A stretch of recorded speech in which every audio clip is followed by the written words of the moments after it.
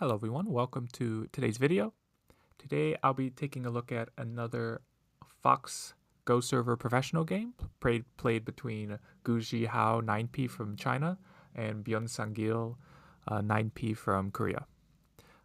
This game was interesting because it is one of the most brutal games I've seen in a while. And not in terms of it was a landslide brutal, but in terms of there are dead stones everywhere. So it's a fun, chaotic game to take a look at.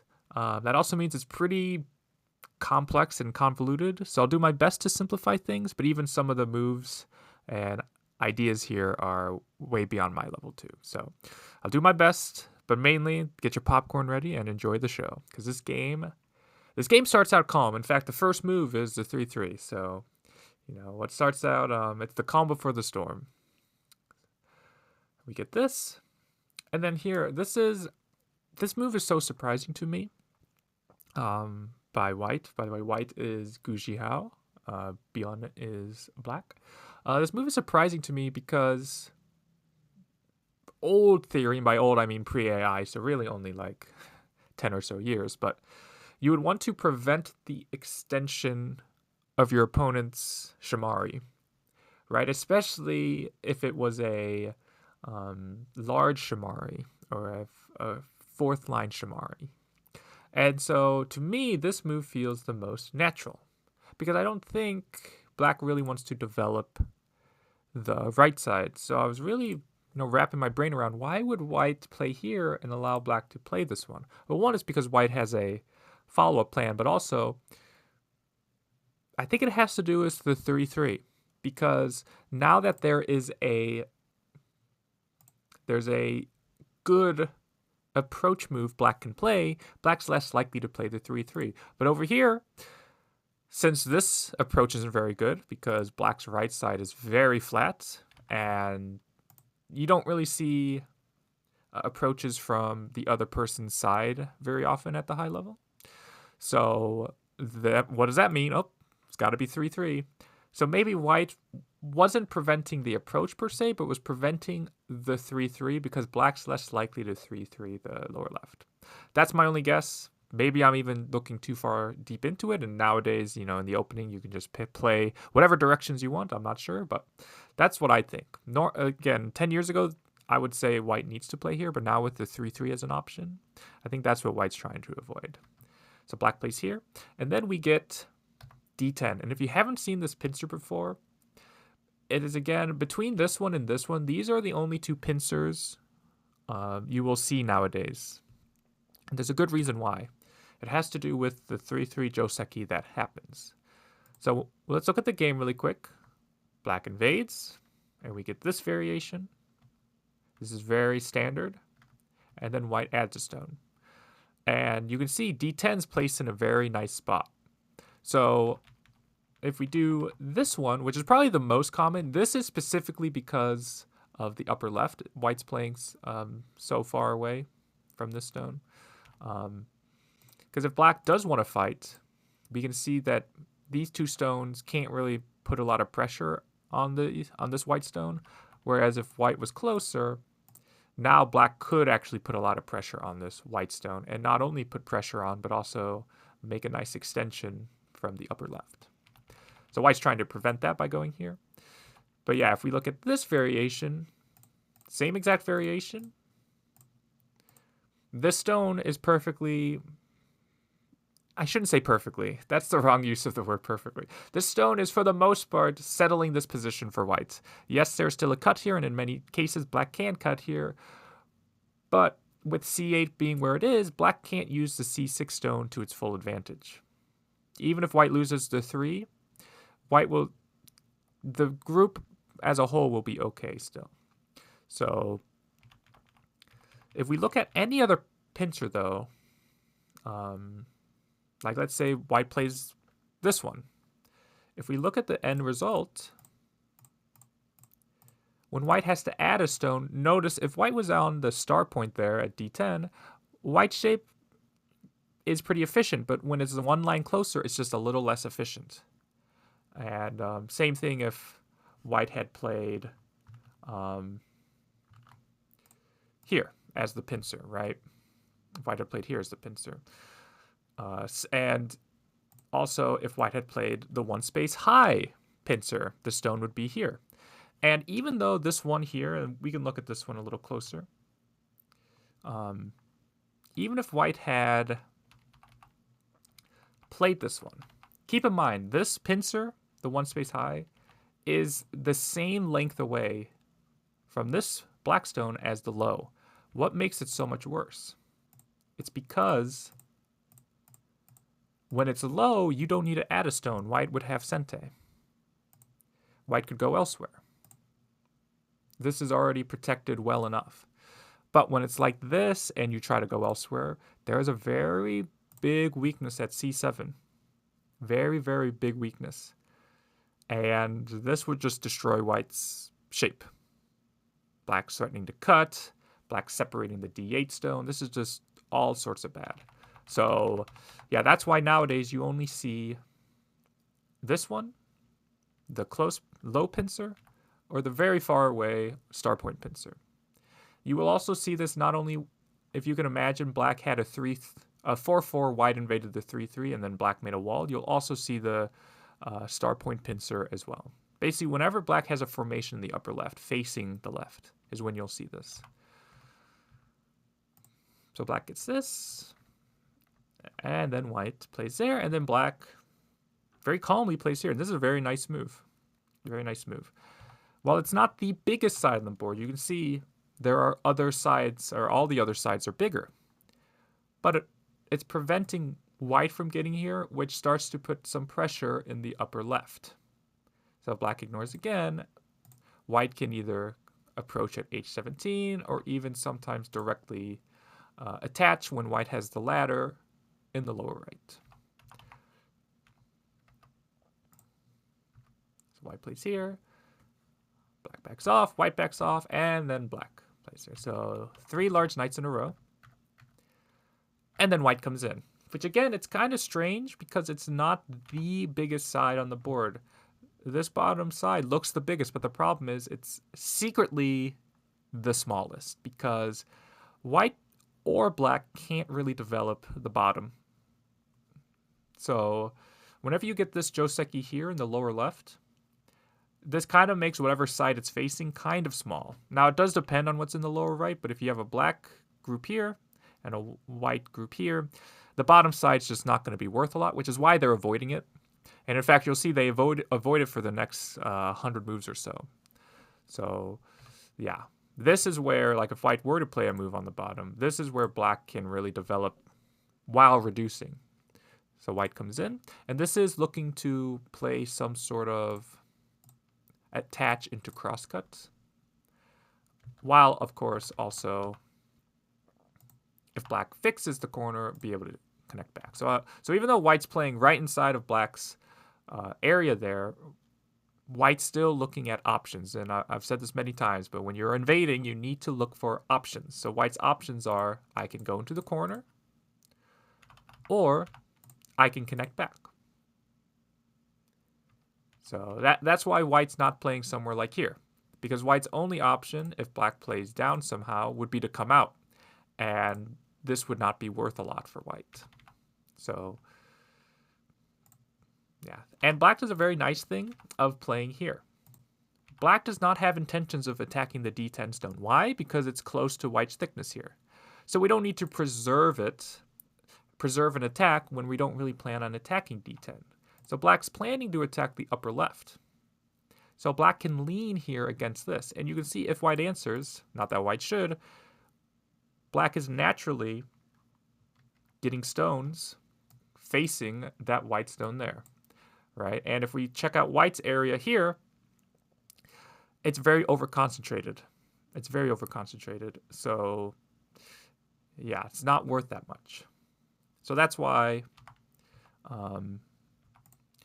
black leans, and that's why white doesn't do that. White pushes and cuts.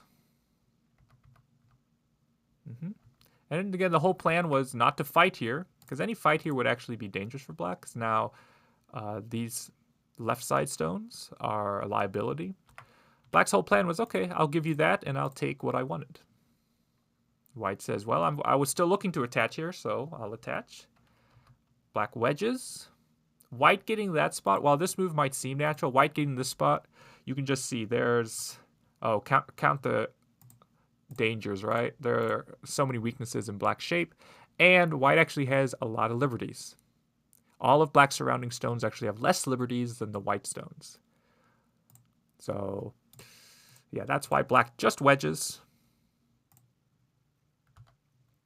And white descends. And black connects. And then white turns. And black actually says, no, I'm going to kill you. And in this kind of position, as white, you want to look for weaknesses. So where's a weakness in black's shape there? White attaches. And don't think you have to cut this. A lot of players think when your opponent cuts your knight's move, you have to cut it. But no, you can simply just back off. White plays here. And then black pulls back like this. White Ataris, connect, and connect/cut. And here black plays a very powerful move. And all you empty triangle lovers, or power triangle lovers, I should say, will enjoy this next move as black plays here, taking away a liberty from these two stones while surrounding the upper side. White comes out, black Ataris, of course, Hanes, white cuts, just to see how black's going to answer. Black extends, and then white cuts again. Cut through, connect. The reason why black connected here is black could have connected something like this, and this puts more pressure on the outside, but it creates a lot more aji when this kind of move is sente in the corner. Yeah, there's a lot more aji in the corner when white's able to play down. Now, again, locally this is not alive, but it means white can get a base in sente. And depending on what happens on the outside, it could be dangerous, which... spoiler alert, by the way. Look forward to that. Black connects, white cuts, and then plays here. And black just happily extends once, but black will just happily take the top. And so that moyo that black got all the territory there. And in exchange, white got a huge wall with some defects, right? There are some defects here. There's a cut here and there's cuts here. But for the most part, because white has the ladder, there's no problem. And then white plays here. And this is where, if black wanted to, black could have just fixed. And if white covered, white would have a huge wall. And then black would just say, okay, I have to reduce, and that's it. But black says, no, I'm going to come out.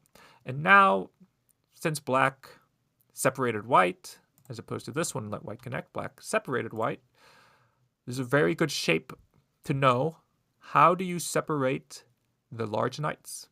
How do you separate the large knights? Because you don't want to push here like this. So how do you separate it? You attach. And this is white's move.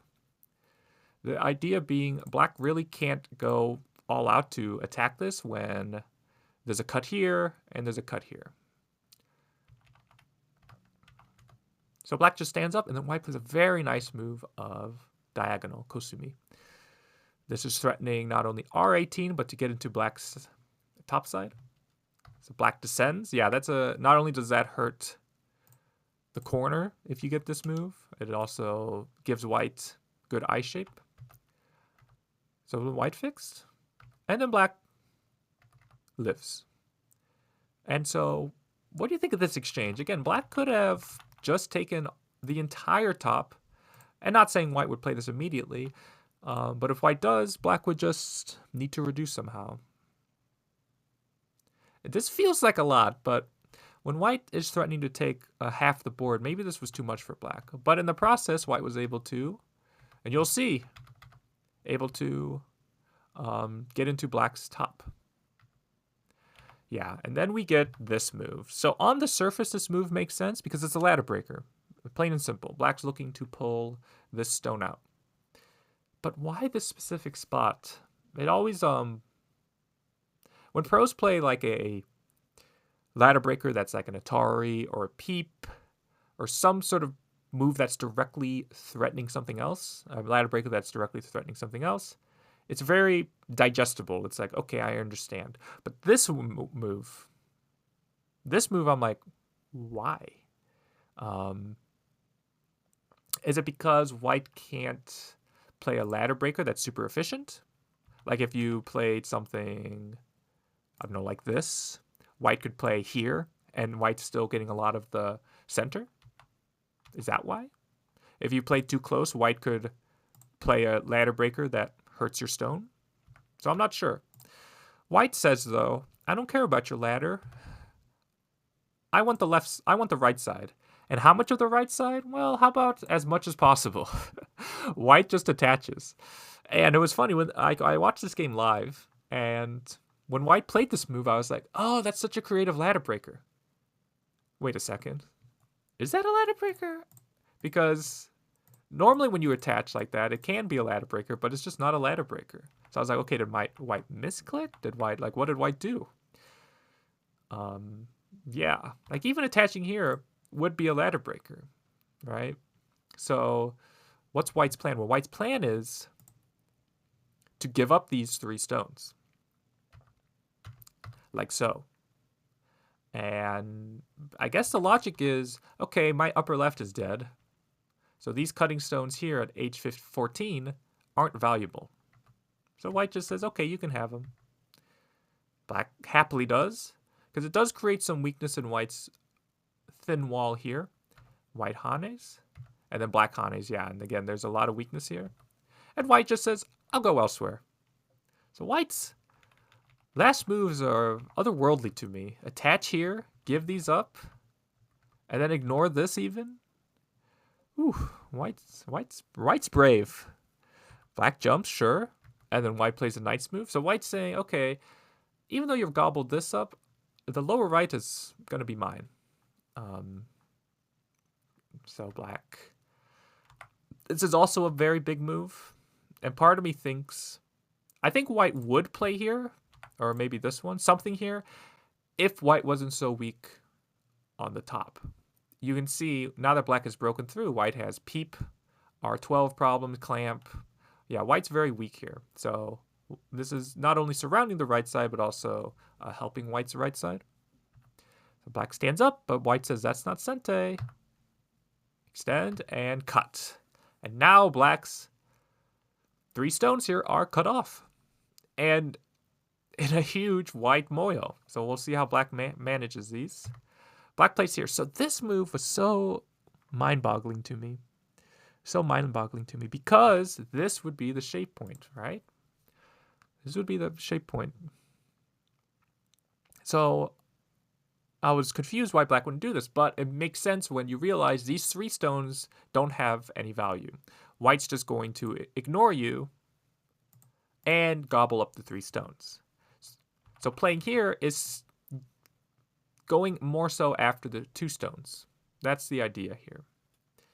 Where white really can't break through immediately. Yeah, you'll be able to capture the 3, but black's going to be able to get something in the center.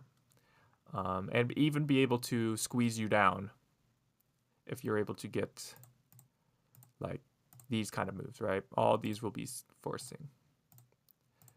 So yeah, white captures 3, but black still ends up living. And so white doesn't like that, so white actually does go for it all. White covers and then connects. Again, creating Miai. If you go here, I will break through. And now I have enough liberties to win this semi-I here. Or even push once. Push once, yeah. Now I get more of the center. So black plays this very nice move. And this is what I often tell my students or anybody I review games with, is black read this whole sequence, not this one, here. And all of this would work if white couldn't cut here. If white can't cut here, this works. So black read that all out and said, okay, let me make this exchange first. If white blocks, and then we do the same exact thing, notice white cannot play at O10. So that's the power of reading, being able to read a sequence, see if there's a move you need to get or to prevent your opponent to get, and then go from there. So, yeah. So this means white has to play in the center, which is why white ignores and allow black to split through like this. And so one of the things I'm really noticing in this game, especially these last few moves, is look how black has destroyed white's shape. Not only has black, look at white's shape here. Look at white's shape here, that's a nice move, and then black split through this nice move. So top professionals, or just any professionals, are just really good at, as I say, just really hammering down and being annoying. They're so annoying to their opponents. and then their opponent's annoying to them back. So it's like this gridlock where they just, I don't know, it's just their shapes that may look good, one move later turn out to be not so good. So yeah, because even though black's splitting through this, black still has no eyes. So yeah, white needs to be careful though, because white is not alive here either. Black peeps, and then plays there. Yep. Again, this is threatening to cut through, which is why white goes here. And then black pushes through. White peeps. Black even connects. This move seems so brave to me. I would be like, try my darndest to get out of here. Something like this. But when white connects, the thing is, white's now connected through. So black's still looking to attack this upper right. White covers, and Hanes. Covers again. And we get this exchange where black captures an eye, but white's able to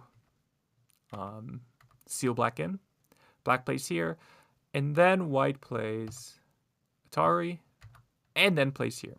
So the idea with this is, obviously it's some sort of semi-eye now, and white's threatening to get into the top side even. Black pushes through, connects. Black even connects here. This move is even boggling to me too. Yeah, I don't know why, to be honest. It's obviously big. But yeah, you'll see white just jumps away. Black plays there. So white got into the top. White destroyed most of the top. So even though black got into white's right side, white's getting into the top all of a sudden.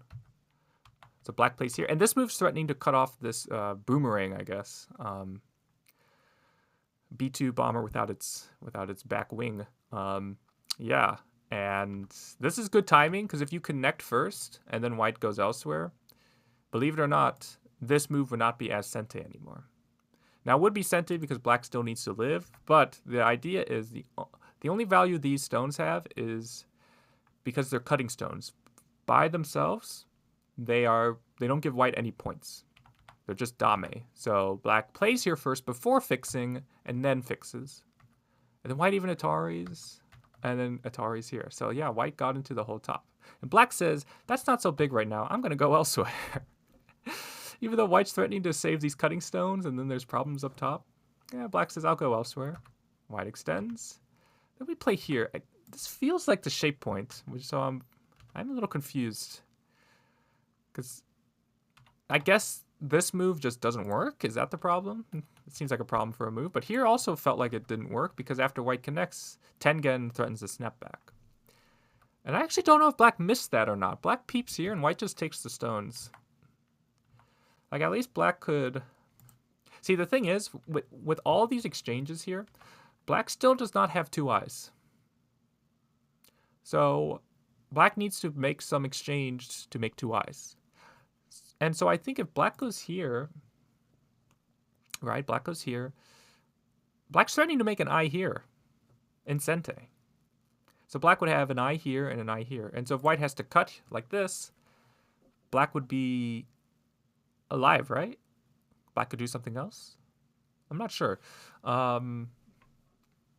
Instead, black just loses these stones and then has to make some forcing moves. Yep, make your forcing moves. And then has to just live. So, did black have to lose these stones? Because again, you can push and then fix somehow. What's the best way? This is very awkward shape because there's not only Ataris, but cuts. Like if you do this, that's in bad shape. If you do this, there's going to be Atari later. So we'll just say white goes here. Black's going to live now, but white owes a move here because white didn't capture the center. And this whole white group needs to connect. So I'm not sure. I honestly don't know if this was a mistake or not. This peep here. White just captures.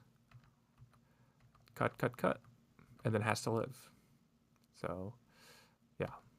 And then white takes. White says, I'm going to take here. And black says, that's not as big as the bottom.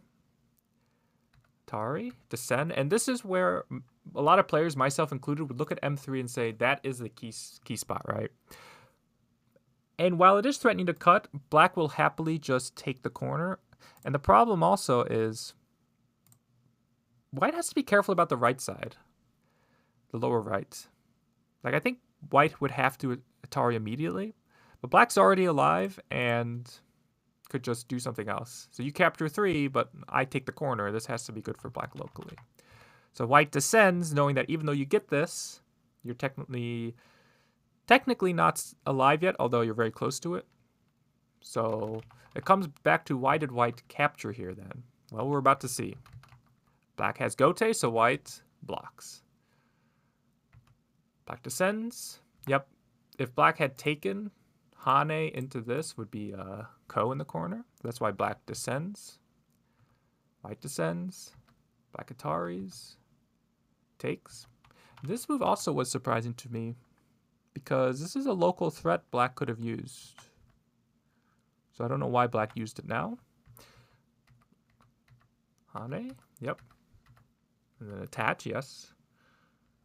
Play there. And this is the best way to make this a Ko. Because you can cut here. And then, yeah, imagine black Atari's here, right? It's not like white can ignore that. So, with black Ataris, where's white's threats? White threatens to go here. Because there is a world where if black gets this move, black takes the entire bottom, which is humongous. So, yeah, white peeps, and black says, I'll just take. So black finally captured the upper left, but white's able to take the key spot there.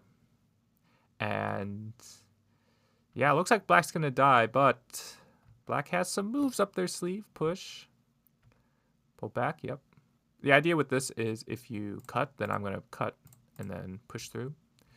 And if you do something else, I'm going to be able to connect in Sente, and there's you have a lot of liberty problems on the other side. So that's why white just backs off. Black jumps. Get that move. Black connects in Sente. Cover. And we get another semi-eye. Black connects. Connect. Black pokes. And yeah, we can see Atari. White has to connect. And we get another Ko. So we had another Ko here. Now let's do another Ko. Why not? White attaches here. And both Kos as well, it's important to mention, were two-step Kos. So like if we go back to the upper left Ko. Where is it? Here. It was a two-step Ko. The problem that black probably felt was if I answer once here, then white just gets so many more threats. So, yeah, that's why black just gave it up. Maybe black knew there was another Ko here, but that seems, especially in a 15-second game, that does seem quite hard to read in that time. But, you know, pros are pros for a reason, so.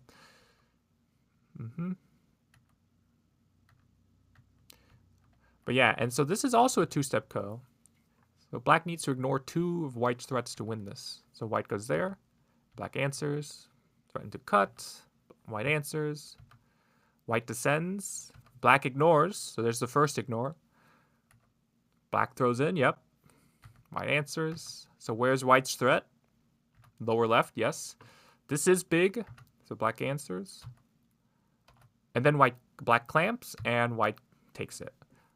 So another ko. This one goes to white, although this one was like black made a group there, but this was kind of like how the upper left was initially blacks. The lower right was also initially whites for a while. But black gets this Atari, which is very painful, and white has to just kill these. Because white could have played.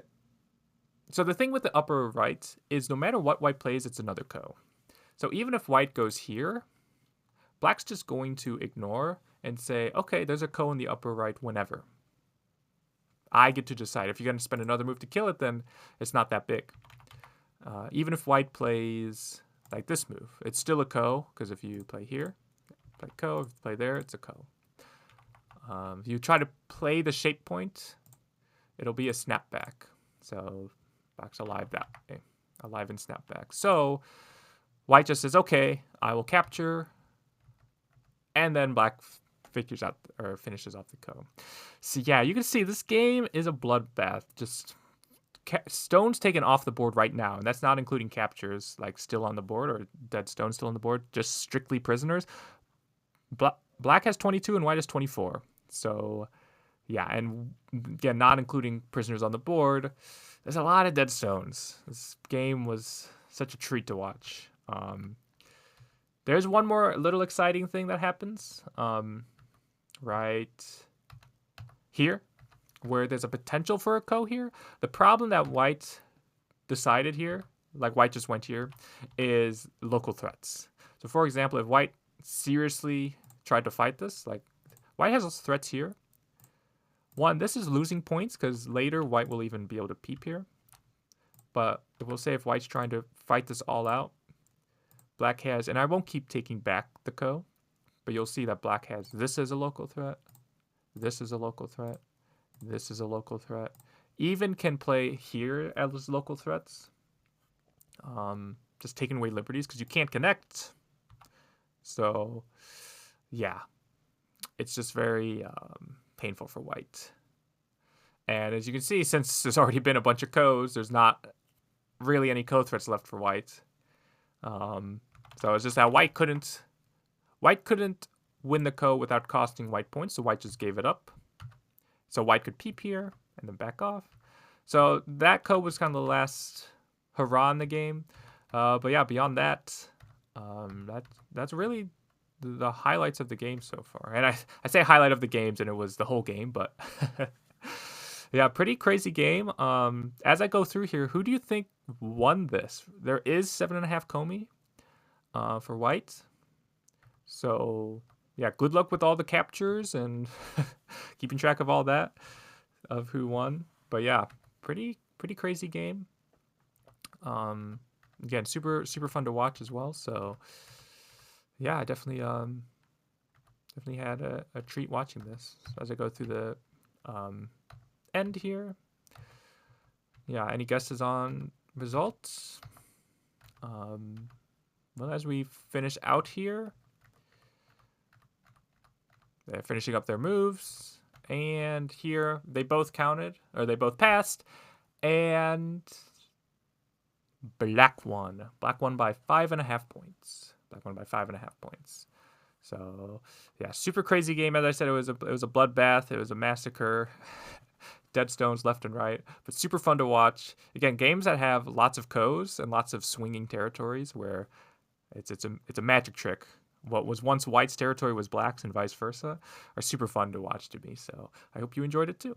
But yeah, if you have any questions about this game, please let me know in the comment section below, and I'll see you all in the next video.